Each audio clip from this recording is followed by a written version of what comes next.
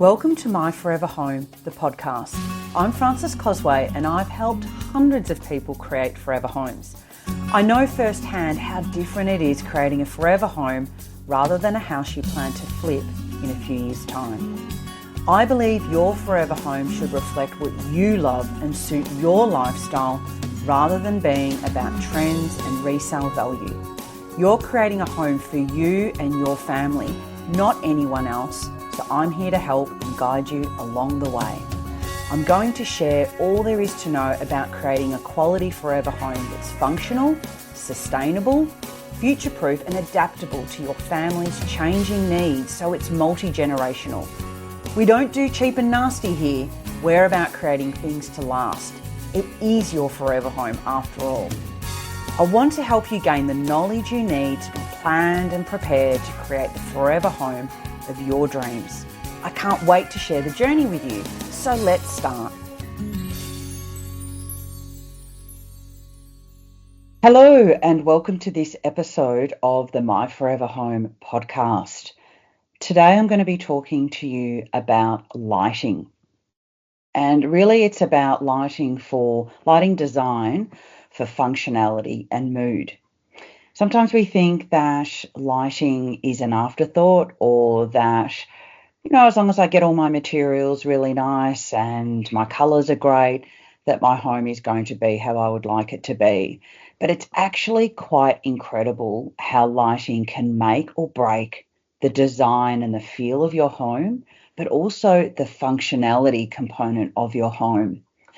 Now, what's music to my ears is a lot of people are coming to me now, more than ever before, and asking about lighting, proactively being on the front foot and understanding that lighting can have such an impact on the outcome of your home. And as I like to say, it could actually make or break the design of your home. Poorly designed lighting can actually make spaces not perform as they need to for you. So think about task lighting in bathrooms and kitchens. How many of you have lived in a home where you can barely apply your makeup or shave properly because the lighting in the bathroom is so terrible? I was actually staying in a hotel only a couple of weeks ago, and it was so incredibly frustrating. It had been newly renovated and it looked beautiful.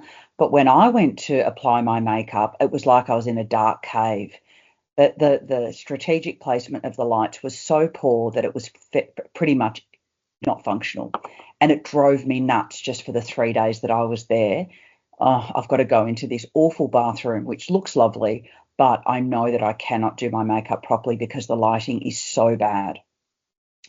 The other thing that poor lighting can do is it can detract or add to the ambience of a mood in a room. So I don't know if you've been into homes or lived in homes where it feels clinical. It feels jarring. It doesn't feel warm, inviting, cozy, and atmospheric. And that is actually what lighting can do. Yes, decorating can have an impact on this, but lighting is actually the icing on the cake. Or you could also flip that and say it's the foundation for making sure that a room is going to feel how you want it to feel. Now, if I think about a space that is just littered with downlights, and I'm imagining a living area in this instance, it's not inviting, it's not cozy. And even, and more importantly, if those downlights are not on a dimmer, you've absolutely got no control over the intensity of that light. And so it's only, and I'll go into it in a bit more, how we can actually achieve the converse of that, but it just feels wrong. It feels like you're in a doctor's surgery, and that is not how you want to feel when you're in your own home. And it's certainly not going to be conducive for feeling relaxed and calm, and also inviting for yourself and other people that may come into your home. So it really does affect the feel of your home. So what are some ways that we can actually layer our light? Because I feel that is one of the key things to focus on. The ability to layer light and not just rely on, as I was saying earlier, a ceiling littered with downlights where you've actually got no control over mood, ambience, task lighting, all the things that we need for our lighting to work really well in our homes.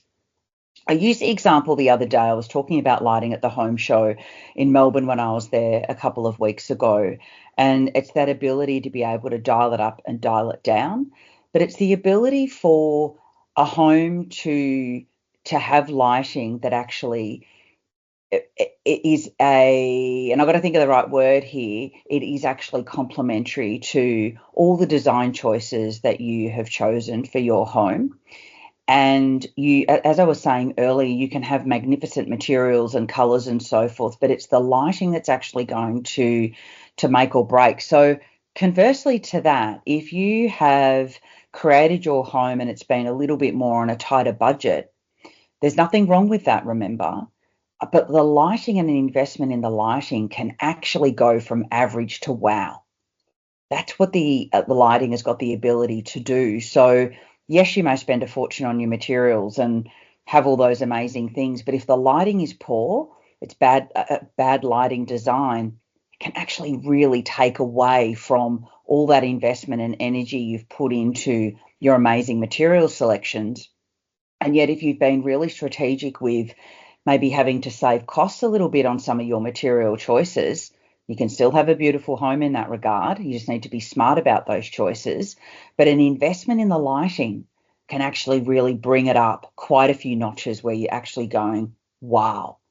And so really keep that in the back of your mind. Have some budget for lighting. Don't have it as an afterthought.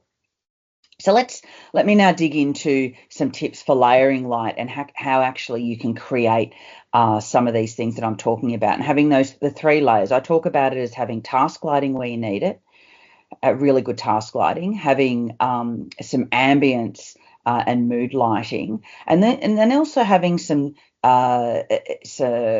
design aspects to your lighting. So that's with pendants and feature lighting, where they actually contribute to the interior design of the space as well. So focus on task lighting and do this first. And you need to be thinking about your furniture layout, how spaces are going to be used, but also with that future proofing hat on, you need to think about how a space is maybe going to change over the time that you're going to be living in that space. So obviously this is, as it always is, very focused on forever homes. So that task lighting in kitchens and bathrooms is absolutely critical. But if you're thinking also about, well, I tend to think about, let's think a space like a bedroom. You need to future-proof that. Is there going to be a desk in there at some time for the kids? Are they going to be studying there? They're the rules in your own house. I can't tell you yay or nay for that. But do you need to then provision for some really good task lighting somewhere in that space? But also think about a dining table. You don't need task lighting over your dining table to eat. You need atmospheric and ambient lighting. But what about what our dining tables also end up being used for? Things like maybe doing your accounts, or it is homework or a craft project. And that's where you may need some really good task lighting, and that ambient light may not be up to the task. So pardon the pun there. So you need to then think about what's going to be an additional light source for that dining space that is then going to give you the ability to have task lighting when it's needed. Bathrooms, of course, very obvious. Don't go down that path what some poorly designed hotel bathrooms are, that really poor light. You need to be able to have really good task lighting, but also in a bathroom, particularly over a bath, it's really nice to have ambient lighting as well. So I like to work off the principle of having your ambient and your task lighting in every room so that you've got the ability to dial it up or dial it down. That ambient and mood lighting, that actually is the thing that's going to create the feeling that I was talking about. And so that's really important for bedrooms, also for bathrooms, as I just mentioned, living rooms, and these spaces where you just want to relax. You just want to be able to go, you just want to be able to feel comfortable, relaxed, calm, and that's where you need that ambient lighting. Now, interestingly, in Europe, a lot of the homes are really old, and so they cannot get the wiring into the ceiling. So there are no downlights in these apartments and homes. They are very clever with how they use things like lamps to be able to create ambience, to be able to create that decorative element.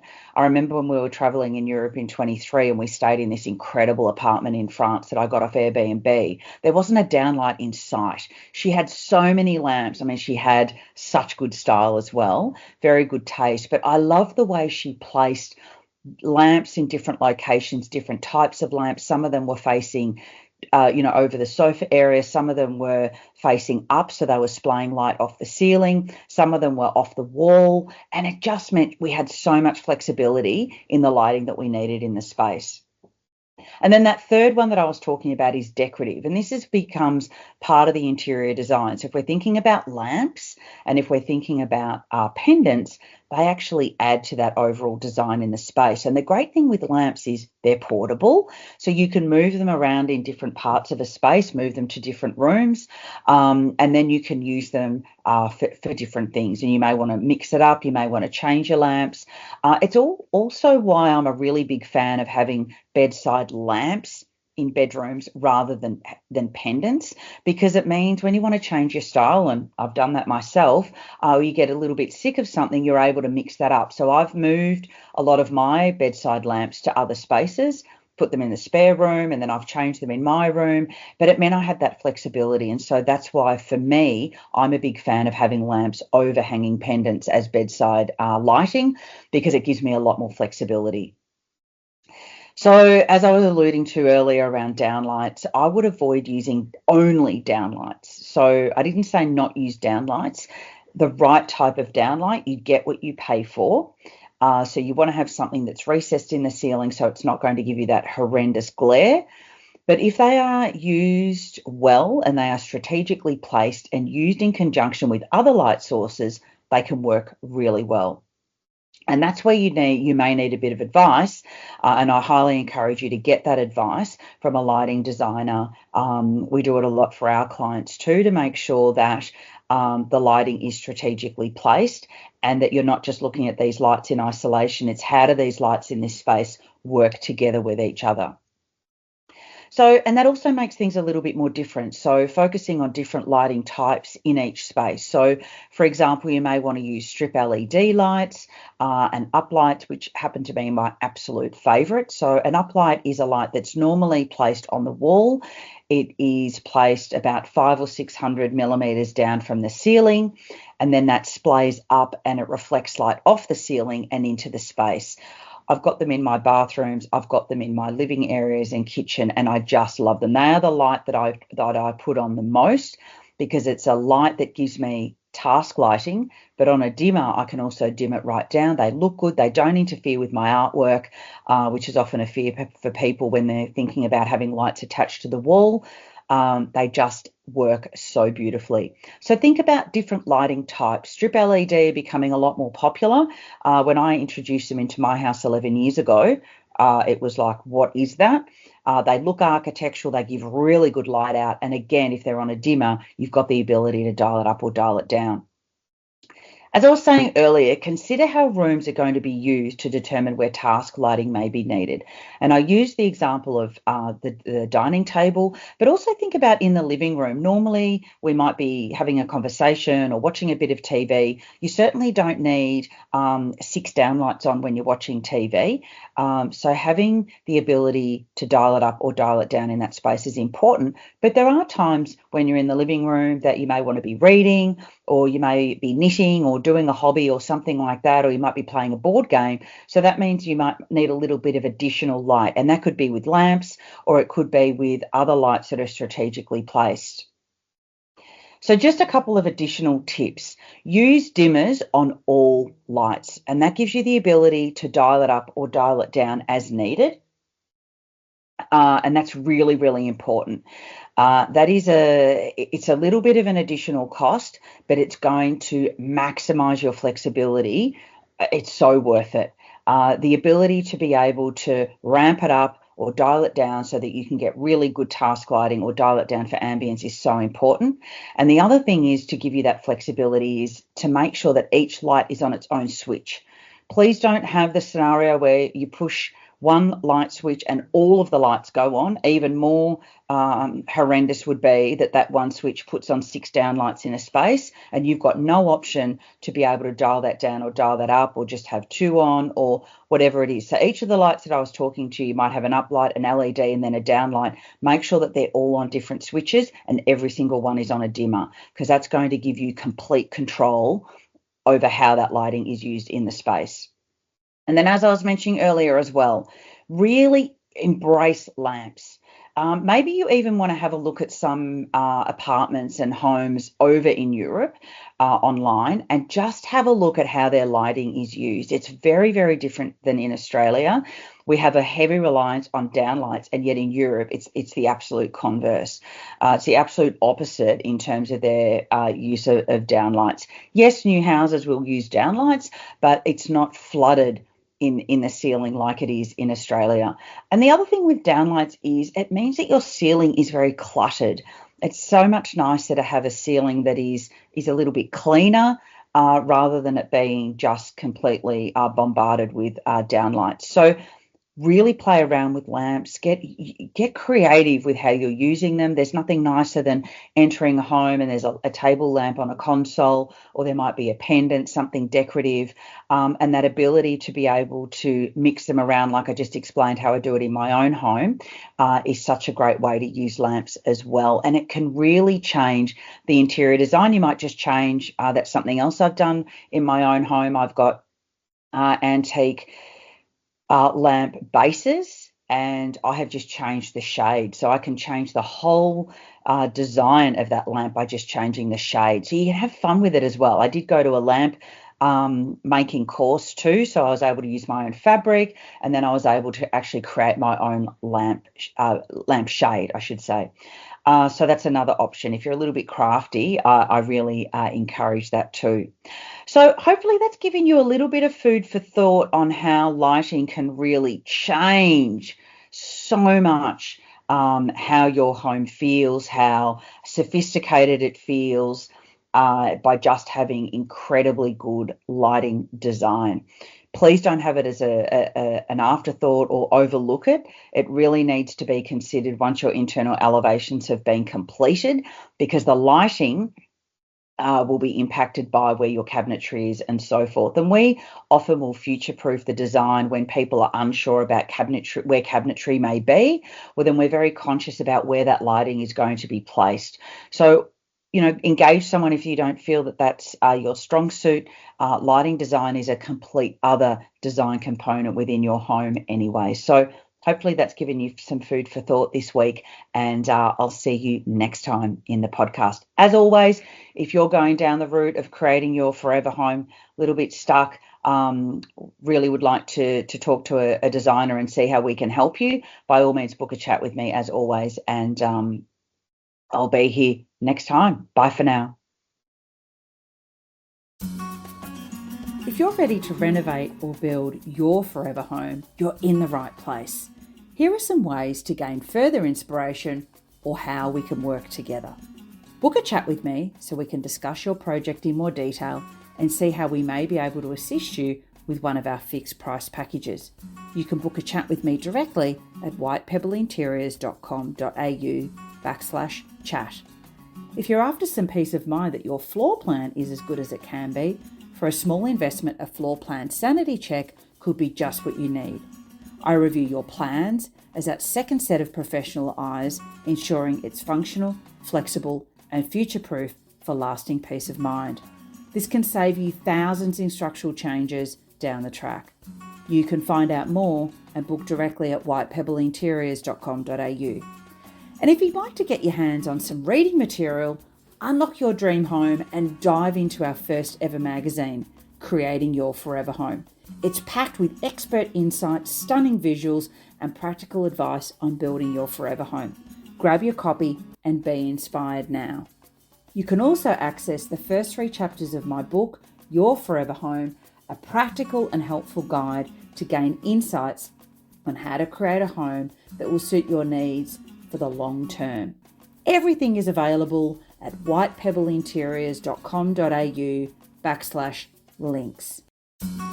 Thank you so much for listening to this episode of My Forever Home. If you loved it, please leave a review, share it on Facebook and Instagram for your friends, and be sure to sign up to our newsletter for more insights on creating the forever home of your dreams. If you're really ready to get started, you can book a chat with me via the website whitepebbleinteriors.com.au. or check out our online courses designed to provide a clear framework for you at myforeverhome.com. If you've got a question, be sure to get in touch at podcast@myforeverhome.com. Have a great day.